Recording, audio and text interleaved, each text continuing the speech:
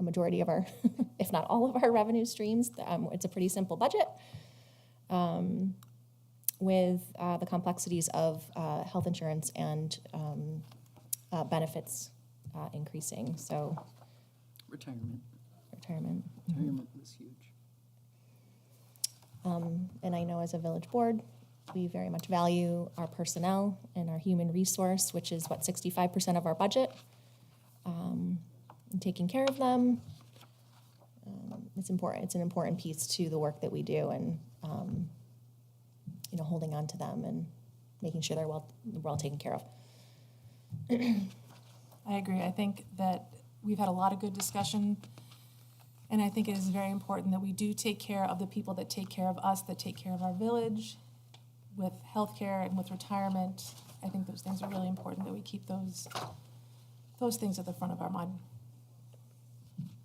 We've talked, obviously, in previous meetings a lot about each department's budget, and with all of the department budgets actually being reduced as much as we can. There really hasn't been a whole lot of room for any further reductions, in my opinion. We did discuss at the last meeting, really kind of taking a step back and making sure that having Facebook Live available for viewing at every single meeting, and the cost of that, did it really out, did it balance out? And we, as a board, felt that taking that out gave us the ability to at least reduce expenses, a small amount, but it was a reduction. So that felt good. Small win. Take the wins where you can get them. Yes. No, I agree. I mean, as we've all sort of said, when you look at each of the departments here, we've kept the spending relatively flat. So it's sure, does it go up a little bit each year? But that's because everything's getting expensive. So we're not going out, we're not spending crazy things.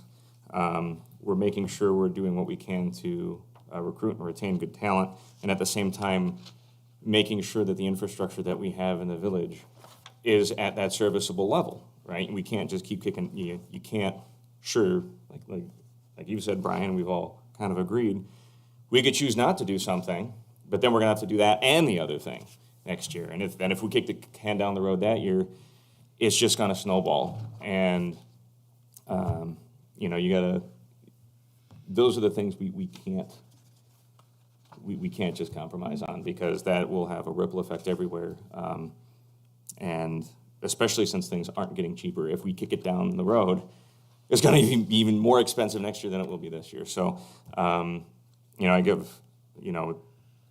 a lot of credit and thanks to Brian and to Megan and all the department heads to come together and say, hey, what can we do to keep an efficient ship as much as we can, adjust to what we are learning, and make plans for the next couple of years too, because that's the other thing that we're looking forward on this, is we're projecting the next few years and positioning the village to be responsible for the citizens that are here.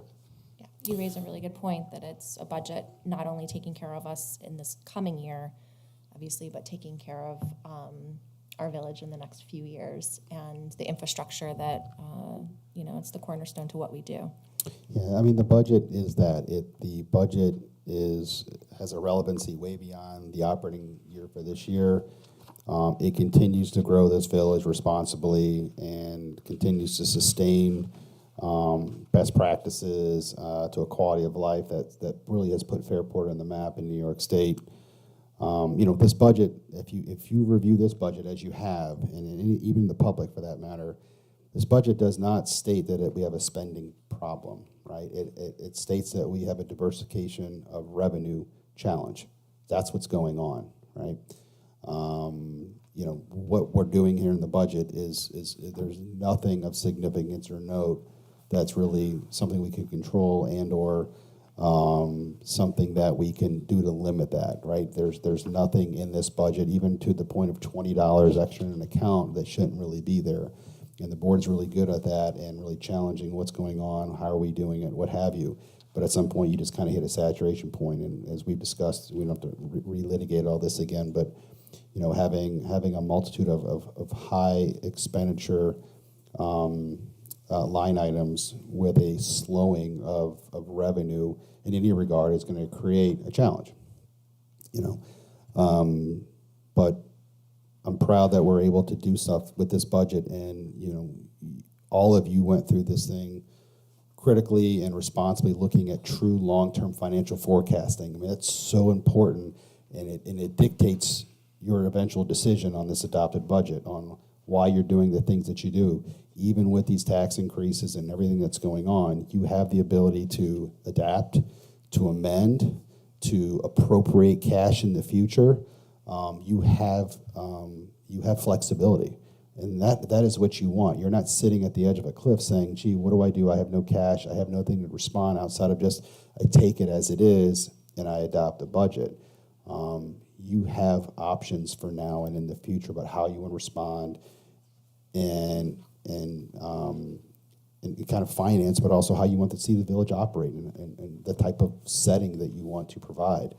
I think that's amenable, and that's an incredible feeling to have that and have the flexibility to respond. Next year, who knows where we're at, but we have the ability for at least the next couple of years, which you never know.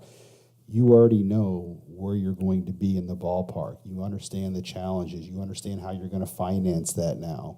You understand how you're going to sustain this community and keep moving forward, and how we're going to operate this budget. The team here and staff already knows how they need to manage their assets and the budget that you give to them in order to meet these long-term goals and sustaining good operations, but also being expenditure conscious, right? Those are really, really great financial management tools that we have going for us. Yeah, it's never nice to raise taxes, but you know, and it's just a dirty word to say taxes, but the fact is there's nothing out there that ever stays somewhat the same, right? That is reality we live in. But, you know, hopefully all of us over the next, 6 months to a year will start to evaluate, if not starting today, what are some revenue opportunities that we can implement or consider to diversify our revenue incomes, because right now it's flat revenues and a sales tax that you can't control. There's nothing of significance that's happening there, and some boilerplate contracts that we have for cell towers and other types of things. Looking at development opportunities, looking at business opportunities that may not always fit the local government lens, right? Looking at parking or other things that may not be always the most favorable in a community, but it's your job, I think, to evaluate and at least discuss those things. If they have merit, okay. If they don't, that's fine too, right? No harm, no foul. But and the staff's willing to do that. I mean, we want to be able to have some different opportunities to incorporate some new factors in order to assist this. I mean, the other day, I just had a conversation with someone that wants to operate a kind of a tour boat, not a tour boat, but a kind of like a little, you rent a boat and go out and have dinner and drinks with your friends on the canal, like a pontoon type thing, And I'm like, fine, we can reserve something for X amount of dollars and try to work this out. They're going to do it. So you'll see that on your next agenda. And if it works out really well, which I know it will, they're going to do another one, right? I mean, we have the space on the canal. We haven't hit our peak. Last year, our mooring revenues reduced a little bit, right? Just due to not just the offerings. The offerings are the best you're going to get on the Erie Canal. It's just the offerings throughout the state and beyond about the things people can do for vacation and leisure time are vast and many, and people choose what to do what they want with their disposable income and time. So, but we're willing to look at anything on these types of things, and like I said, some will have merit, some won't. But in order for the village to continue, because we're landlocked, we don't have the ability to increase assessed valuation outside of development. We can't annex property, and we're 1.5 square miles, and you're trying to sustain a large multi-million-dollar business. It's challenging, right? And it's not unique to us.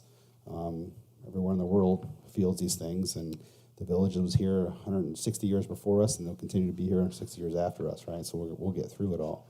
But we're trying to, the thing is, you guys have set a really high standard of excellence and competency and quality of life, and you want to continue to foster that, which you should. I applaud you for that. None of you want to erode anything. All of you ask for additional things and more things and to keep up with things, and it's always the touches in life that make things better. Couldn't agree with you more. I'm glad to work for a board that has that standard versus just whatever it is, and if it means reduction of environment because we're having some fiscal challenges, I mean that's not really a way to go, right? So yeah, so we're here to review any types of questions you may have today, but also if there's opportunities that you'd like for us to explore, regardless of their merit, we want to do that, and we're ready to do that.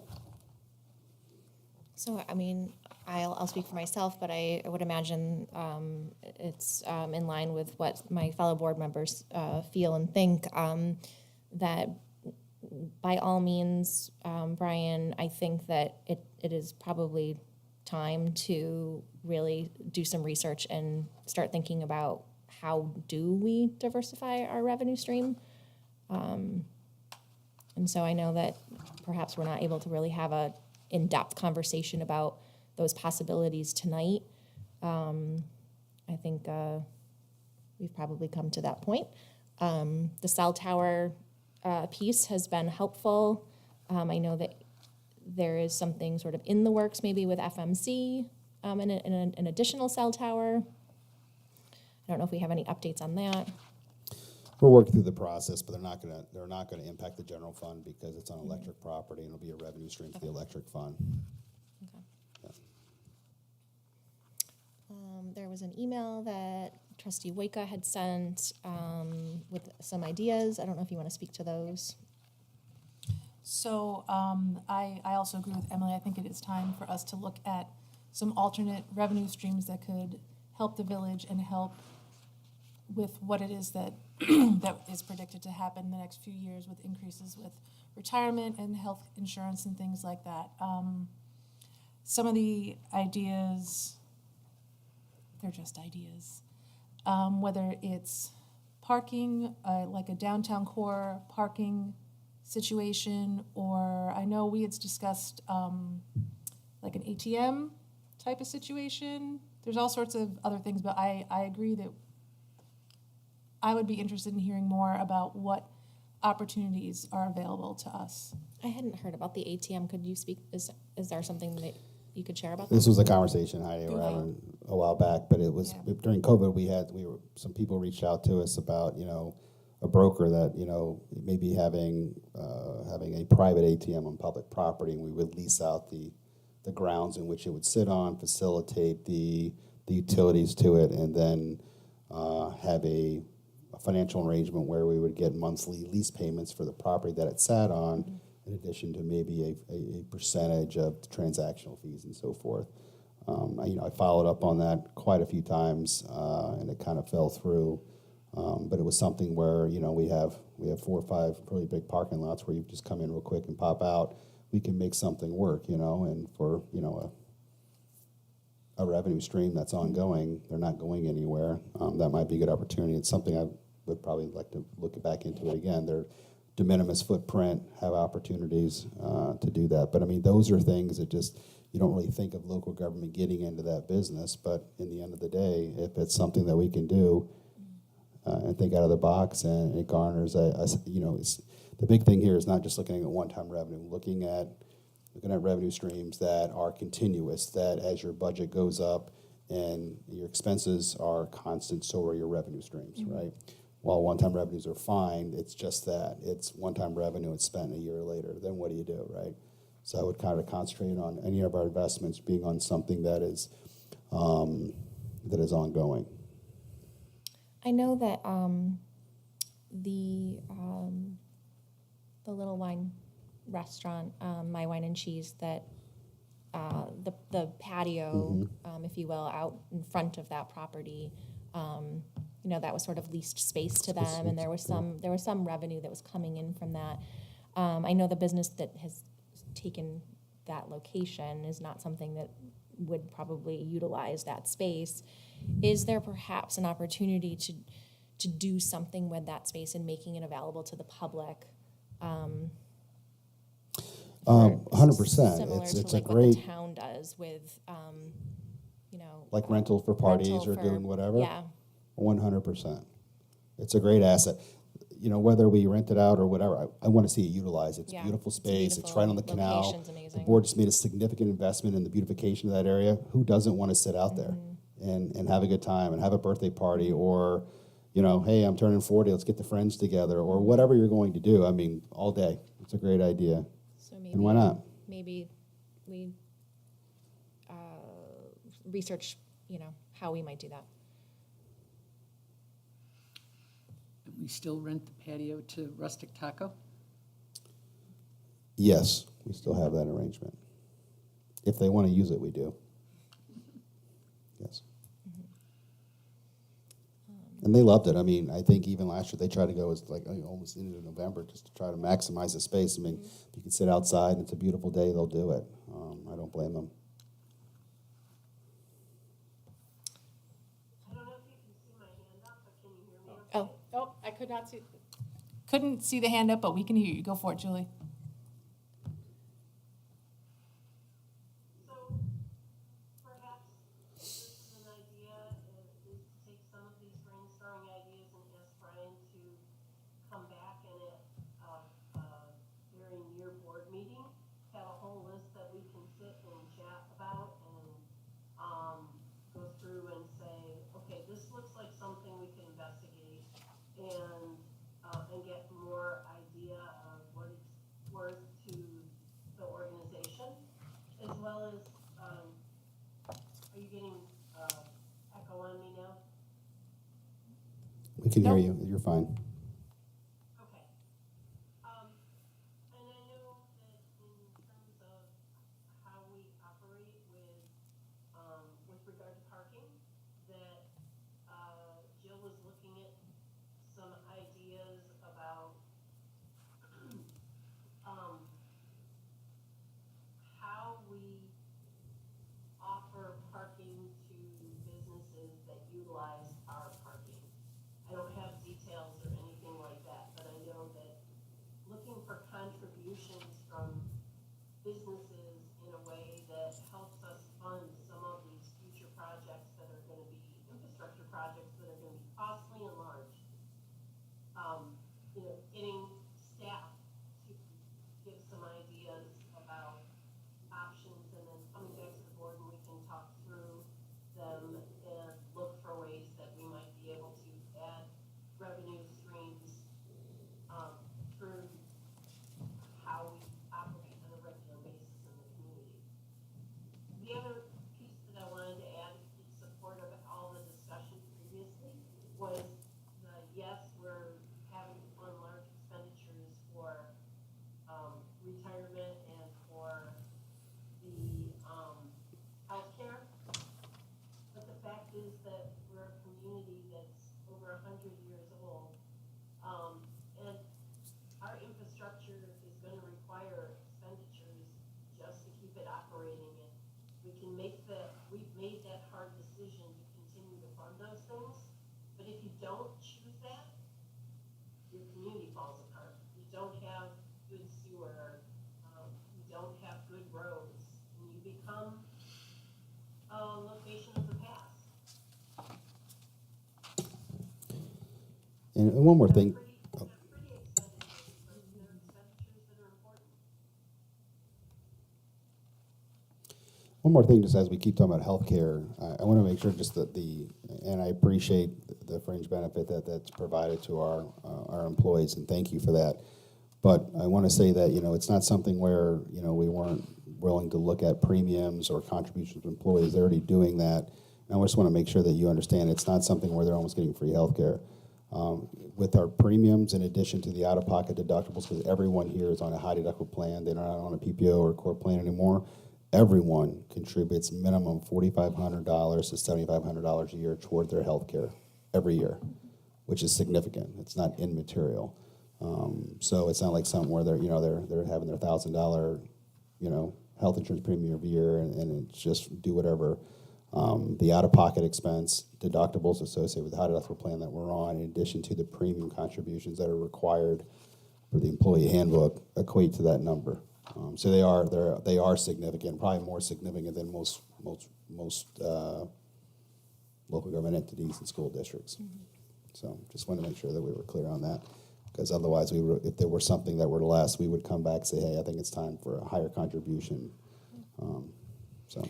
Despite not having representatives from our constituents for the public hearing this evening, I did speak to several residents and had, some conversation with people, and the response was there was no surprise. The folks that I talked to understand the current climate that we're in, and also, voice their respect for the budget and its forward thinking and putting us in a good position for years to come. So it felt good, I think, hearing, because I wasn't sure what I would hear in having these conversations with residents. And I know I saw Trustee Wojka had kind of shared the proposed budget and really on social media, getting it out there and making sure that we were sharing this as much as possible and communicating and giving folks an opportunity to really review it. Even encouragement around the accessibility of it and the ease with which it's prepared and to be able to understand.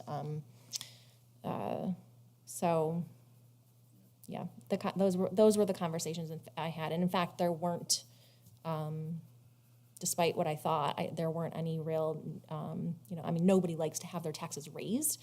In fact, one gentleman that I spoke to said, "Yeah, sure, I'd like to have my taxes be what they were in 1992," but it was literally quote what he said. But that's just not the case, and so it felt good hearing that people understand and respect the hard decision that the board is being faced with this year. Having served for 5 years, we've had 5 years of pretty consistent budgets. The revenue streams have not been what they are this year. We had the 1 year there was like $50,000 in mortgage tax that came in from a lot of the refinance. So there was just a different culture, an environment in which the previous 5 years that I've experienced serving on this board. And I also think that speaks to the consistency that has been there for those years and the seriousness around having to do this. Yeah, I think over the last 10 or 11 years, I think probably the average, if you look at, of what we've done is probably right around 2%, what we've had every single year almost, if you look back at all those. And all of them, we have 4 or 5 years in the budget of this book, and we can go back and put that table together for you and show you what it is. But it's probably right around there. So if you're taking this, a 10-ish percent increase proposal, and you're adding that percentage over, the 10 years, you amortize that, right? You're looking at a 3% average a year, which still doesn't take into consideration the costs associated with any organization, and nothing stays at that 2 to 3% range. So, overall, I think we've done really, really good in trying to work within the means, stay within our means, maximize our resources the best that we can. I think also at the last budget meeting that we had, I kind of asked Megan. I said, Megan, how do you feel about maybe just taking $5,000 and putting it, and seeing if we could accrue some interest with, moving $5,000 around. And Megan's response was like, nope, I do not recommend doing that. I mean, even just moving $5,000 just kind of spoke to the tightness that we're at with making sure that we are doing things in our best interest. So I really respected your honest, your honest opinion on that and sharing that. It kind of, for me, that like response from you was like, nope. It really spoke to me, I guess, if you will. So I appreciate that. Made sense to me.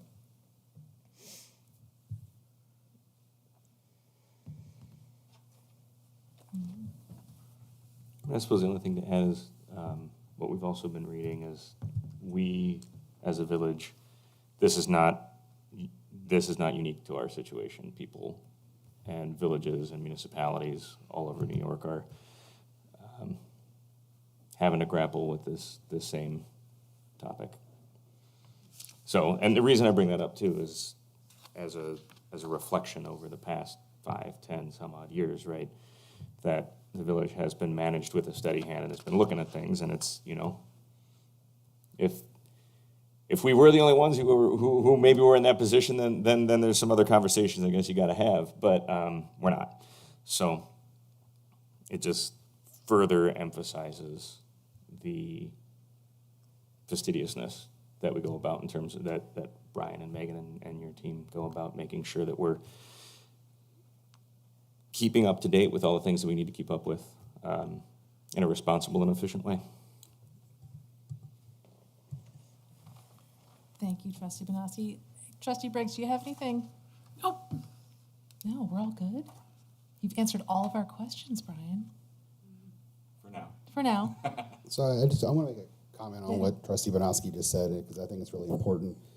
You made the comment, you're trying to stay within what you have to do, but you're still, investing in capital. So, you guys could easily make a decision and pass the buck down the road and just say, you know what, I have a short term here, I only have another year on the board, what have you, and say, we're going to kind of ease into this and just see what happens next year, right? The typical answer when things get challenging, and all of you are facing this is saying, hey, this is our community, we care what we're going to do, we're going to make the right decisions, we understand what's going on here holistically, and you're doing it.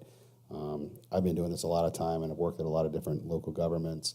And that's not always the reaction that you get when there's a challenging budget that the legislative body is reviewing and looking at, because it is something as simple as saying, you know what, I'm not going to do that. I'm not going to have the one that my name is on a challenging budget year or a tax increase associated with doing that. And you guys are saying, hey, we're going to keep doing what you want to do. We understand the cornerstone and the foundation of what local governments are all about, and why we're here and why we were put in this office to look out for our best interests and our community and our infrastructure and our quality of life, and you're doing that. And that's not lip service. That's a really important thing you should keep in mind as you're talking about this with residents, constituents, because it's accurate, and that is your responsibility. And the responsibility is not just to say, hey, we reduce taxes. It's like, hey, we're doing that to where we can, but we're doing what's in the best interest now, but also for the next 10, 20, 30 years of your of time here, right? Because the infrastructure improvements that you're making now will depreciate over that longer period, right? That's the longevity that they have and the impact that they're going to have. I also wanted to say that I think it's part of the transparency and the hard work that you guys put into this budget that makes us up here on the board so well-informed and educated about how the process works, where the pressure points are, where we need to, or where we could keep our focus, and then planning ahead for what we need infrastructure-wise. So I think that's really important. I think that makes it a lot easier for us to make some of the tough decisions. All right, so if we have nothing else,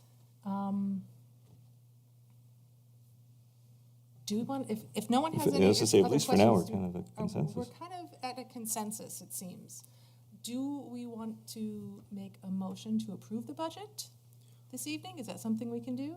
I think that's, Or are we, it's in April, but, it is right? April, but we, Or no? Maybe I don't know. You what can do that anytime you're ready. Okay. I think right now, our budget Sorry. schedule, No, you're okay. the original You're budget okay. schedule, I think I had that date for, I believe, April 22nd, I believe. Yes. You can do that anytime between the moment your budget's proposed and you like it to wherever you want it to be. There's no standard. I think the only thing governing you by law is, I believe by May 1st, it has to be adopted per village law for our budget, right? So you have those timeframes to do that. For us, the earlier it is, the better it is for us to start preparing the tax bills, preparing capital projects, whatever. But that shouldn't be weighted on when you want to decide on the budget. Like Do I we said, know when the New York State budget is coming back? Every article I read today, no, and there's a significant stalemate on some issues. Okay. The challenge with the state budget is it's not a financial document.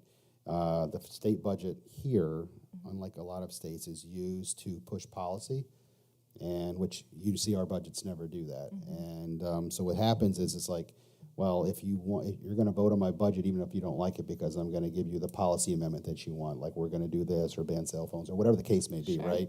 And it's always been used as that carrot The tool leverage. through the state legislature. I don't know why it ever came that way.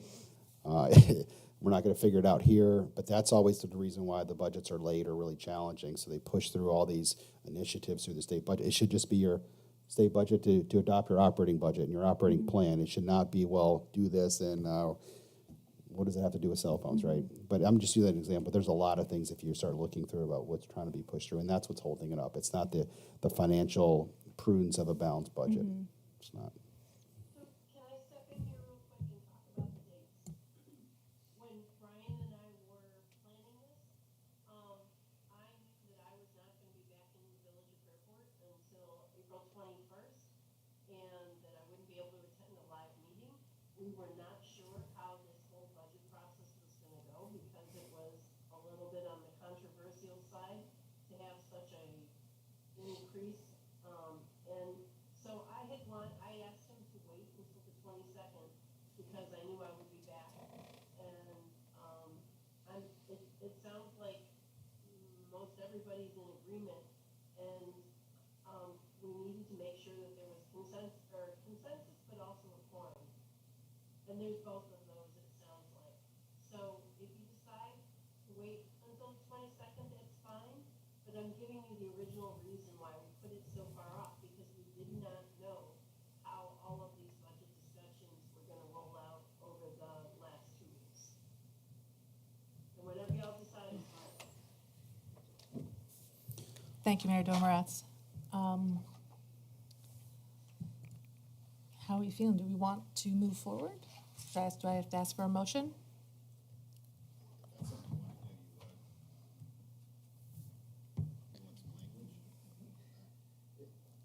Huh? Is that something you guys are acting on tonight? Adam, how are you feeling? Yeah. I mean, I'm comfortable with it, and one of the things I was gonna say too is, as Brian mentioned, is we're adopting it, and then if we need to make adjustments, there's nothing that says we can't. No. Once it's adopted, so you can always do Well- after that, just do budget amendments and things of Exactly. that nature if need be. We are gonna, so yeah, you can do it tonight, we have another one scheduled for tomorrow, I don't think there's a reason to meet tomorrow. If there's nothing big, just wait or whatever you wanna do. But, probably early next week, I'm gonna ask for the board to meet, we're trying to solidify this construction agreement to move the streetscape on and get that thing finally moving. I think the authorization that the board gave us at the last meeting provided me to do that. I'd really rather comfortable having you guys solidify the true contract. And also the fact that it's a big dollar amount. There's a federal grant component. I don't want any hiccups later saying, well, it's not authorized by the mayor or something like, I just don't want to go through all that with that, take a chance on something as significant as our streetscape project. The moment I should have the contract in my hand tomorrow for review. Once I go through it and mark it up and get it ready, if the board is willing, I'd love to have maybe a 35-second meeting early next week for you to come in if you have the ability to do that and just I think I only have 32 seconds, but I might. it's be- fine and approve that contract. Right, otherwise we're going to be waiting a little over 2 weeks in order to do that, and we're just losing time. So it sounds, if I hear what you're saying, it sounds I'm saying like, there's hey, other- the sooner we get this approved, that's gonna make that process easier for you. Well, it is, but more so what I'm really getting at is, that's a time we can meet, but anytime we meet and there's a quorum, you can have any legislative items before you that you can adopt. So if you didn't want to do it today, you want to do it tomorrow, you want to do it early on Monday. If we have, I think on the 14th, we have another meeting for a village board meeting, right, which we, at the minimum, have to do vouchers and stuff. I mean, there's opportunities ahead of you to adopt that if you don't do it today. Yes, ma'am. Oh, that's right. I stand corrected. So, and for the budget, is John there tonight? He is not. Okay, I believe that you have to have for the budget and for local laws, you need to have at least Four. 4 people in the room. For the other things like, all of the other motions, I'm sure for adoption of contract, you can do it with a quorum of 3 in the room. But, I recall from our discussion when we were trying to figure out if we could do something with 3 people versus 4 people, what we needed for those different things. Yes. But we won't have anything close to even a 3-person quorum on April 14th. We are, so, and that's one thing, before we leave, I want everybody to take out their phones while we're all here and just make sure we get the date exactly where we want. A couple of you responded, but let's make sure we do that before we leave and things get scheduled. So just a comment about moving forward with approving the budget. You know, at our previous meetings, the last 2 budget meetings we've had, there are records of us making comments about public hearing being tonight and April 22nd being the date that we would approve the budget. Just for consistency reasons, I think that that's important. That's what we've been saying to the public, our constituents. That's what would be happening. Not that there would be anything wrong with approving the budget tonight. I am in full support of this budget today, tomorrow, and on the 22nd. I also think that there's a strong standing when we have our entire board present for a very important budget meeting, that we all show solidarity for this complex budget. And I know that the mayor is on camera tonight, but it is slightly different than having all of us voting and approving or not approving a budget such as this. This is probably one of the most important votes that we do as a legislative body. And again, not that there would be anything wrong with going ahead with that tonight. I just think that there's some value in the consistency of following through with what we originally stated we would be doing, and having the entire 5-person board voting on this really important budget. Just a thought. It's a good thought. Thank you, Trustee Mishler. Sure. Trustee Briggs? I was having that same sort of thought, just to be as consistent as possible with, towards the public, and no perceived, why'd you mix it up and go 2 weeks early? You know, no perceived Yeah, like changes or hurry improprieties, or and what are not you that doing? there would Just- be, but Consistent with the messaging. Yeah. we're going to do what we said we were going to do. The public hearing is tonight, and the adoption of that is scheduled for the 22nd, and we follow through with that original plan. We all have that on our calendars as a date that we could attend. Mayor said she'd be back on the 21st, making her available on the 22nd. So that's just my 2 cents. And my 2 cents, so that's 4 cents.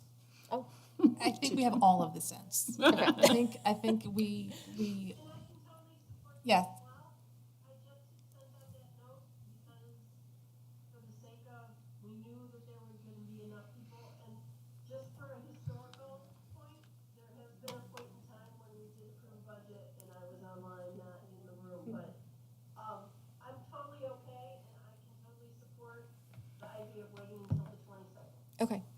All right, so we're going to hold off and wait till the 22nd. And then if we need to have, so it sounds like you would like to meet with us though, and early next week to do. Okay. The moment I tell you, let's meet on Monday. Okay. It'll be Tuesday. I can't meet I'm not available on Monday. Whatever date. Okay. If there's 3 of you, that's all I need for this. Okay. So we can do anything. I just don't want to delay this at all. The contractor for certain parts of that project is ready to go now. It's already been delayed a month due to, CPL? No, the state had. The state, Oh, the state, okay, Had to vet. got it. Oh, that process. it went through state DOT? yeah, they should have the official authorization. Okay. It's exciting. This is very exciting. I know, finally getting moving. And the phasing that you emailed us about is really great news. sorry. They're working through that. We're working on staging with some of the OSED Call it properties phasing, for sorry. us. It's called It's staging. okay. I don't know why it's called phases. I No, was no, thinking. it's phasing of the work. okay. Staging is associated with materials and other types Okay. of things, but we're trying to work through all of that. The project manager is really great. Jason's taking the lead on this and really forming relationships with them. Their offices will be based out of Village Hall, which is going to be fantastic for communication and collaboration for the work that needs to be done, because they're here till November. It's a long Yeah. relationship. We're looking at opportunities on the south side to have some maybe corners of the various public parking lots for their materials as well. They got to have something. I mean, we got to do something somewhere. So we're working through all of that, but I think in the end of the day, we're trying to make this process as less invasive as possible to the merchants and the various business owners. So, but at least the festivals are going to happen. At least the ones closest to the spring and early summer are going to be able to operate the way they normally do. And we'll try to work through some of those. But every time it keeps getting delayed, it's pushing into Music Fest and other types of things that we do. So, I mean, in the end, there's always going to be impacts, and someone's going to get the short end of the stick. But we're trying to minimize it to the best of our abilities. But. They're going to be great. I can't wait. It's you don't have to do a whole lot. Just do the basics. Do it really well. Make it clean. Make it nice. Make it safe. It's going to make a big difference to the people that come here. Yep. All right, so do we want to solidify a date? Now, would we want a date where we could, if we're all gonna come in sometime next week, can we do the financials then too? Since you We- don't have a chance to do it on, We were gonna we're fine with all of that happening on the 22nd. The vouchers, the finance. If you guys are, we can do that. I don't think it's going to be that big of a deal for a week, and we can handle anything we need to handle at that time.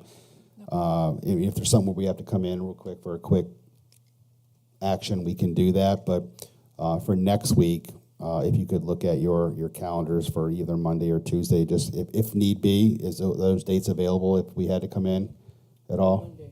No Monday? I can do Tuesday or Thursday. Tuesday or Thursday? Is that something that at least 3 of you could come to if needed? I can, go Yeah, ahead. Tuesday or Thursday works for me. Same, Tuesday or Thursday. Awesome. Trustee Banowski? Well, Tuesday's good. the federal contract's long. I want to review it all, make sure everything's right, and it's it's going to take some time for review. Final check. Tuesday's best. And I think it's the right thing to do with a contract like this, for you guys to have it. Not that you're going to read 300 pages of a federal contract, but it's there. It's what we're doing. It's significant. I'll give you the boilerplate stuff on it when I get it. So we're saying Tuesday. Do we want to do 6 or do you want to just do earlier? The earlier the better for me, Earlier but the it's up to you guys about what you do. I can do it. I could be here by 4:30. What's everyone else look like for that? Let me double check one more schedule. I mean, I'm free at 8 o'clock in the morning if you guys are. Whatever you want. Some people have day jobs. I know. My first reading group starts at 8. I was joking, but yeah, anytime. We got 4 300 pages o'clock for would be him. awesome if you could do it. 300 pages for our kiddos. Here we go. How early could you do it on Tuesday or Thursday? I could be here by 4:30. Okay. I can do 4:30 either day.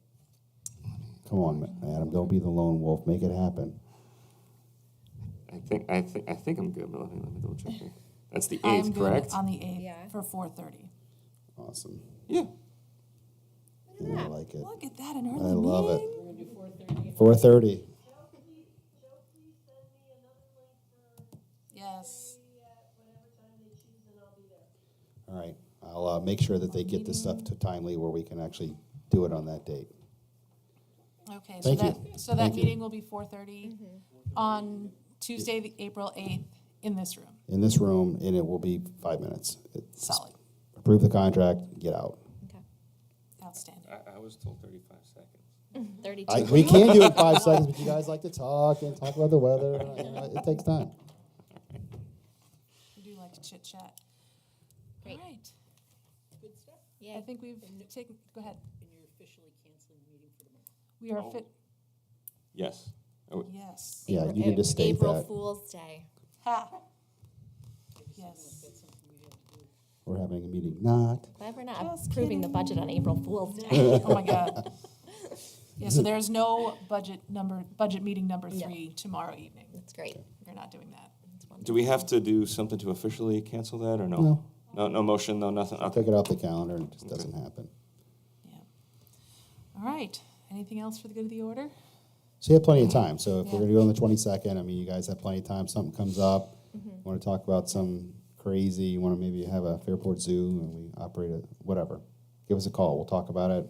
We have time to review certain. I do have a crazy idea, but I'll talk to you about it later. Okay. Okay, it's not a zoo. I wanna It's hear it. something Chicken else. farm? You might laugh at it because I'm all about the chicken farm because I want fresh eggs. All right. it's So, two ideas. all right. So, go ahead. Yes, go ahead, Mayor. That's right. Oh, yeah. Yes, so I'm pleased to announce that Julie Melnick, Fairport resident, has agreed to be our next market manager. She seems to be very enthused. She has the right pedigree and background. She's been farming and involved in that industry her whole life. You know, she has some corporate experience, customer service experience, management experience. She's got a backbone, which is really important when you're dealing with 3,000 people coming there every day and 50 or 60 vendors. She's eager to get started. She wasn't scared away, even though she's 3 months behind the 8 ball on trying to get this market up and running in a month. But she came in today, executed the contracts, so it's official. IT was working with her, got her all set up with everything that she needs for that. She's reading, you know, Market Manager 101 from the Federation of New York, trying to get up to speed on all these things. So I'm really excited to work with her. You know, anything that she needs, we're there for her. It's going to be good. I think it's been a really, really good relationship, and I thank you for the recommendation, Trustee Oika. And it's been challenging trying to find, you know, someone that's willing to do this and commit for that long period of time and do the work on the weekends and stuff. And Great. Welcome aboard, Julie. Yes. Julie's it's gonna- I think it's she's gonna crush it. Melnick, It's so gonna it's be great. Melnik. I sent you guys an email with her background, so you guys have So that. great. Thank you. Yes, welcome, So, yeah, Julie. It's gonna work out good. Wonderful. We were cutting it close this year. Yeah. That's why I have the eye issue. I was gonna say, it was almost Brian, I it will was almost promise Brian you. White's farmer's market. I am done with farmer's market stuff, and the next time Farmer we White. have a vacancy, I'm gonna bow out and turn it over to you guys. So this just seems to be an annual thing, so. All right, so can I have a motion to close the meeting? So moved? Trustee Banowski, Second, Trustee Trustee Mishler. Mishler, all in favor? Aye. Aye. All right. Thank you. So moved. And Opposed? anyone opposed? No, everybody wants to go home. All right. Thank you, everyone, for joining us, whether you were online and you know, the three of us here. Thank you, Mayor Domeratz. It was great to see you. Thank you for all your work, both to Village Manager White and,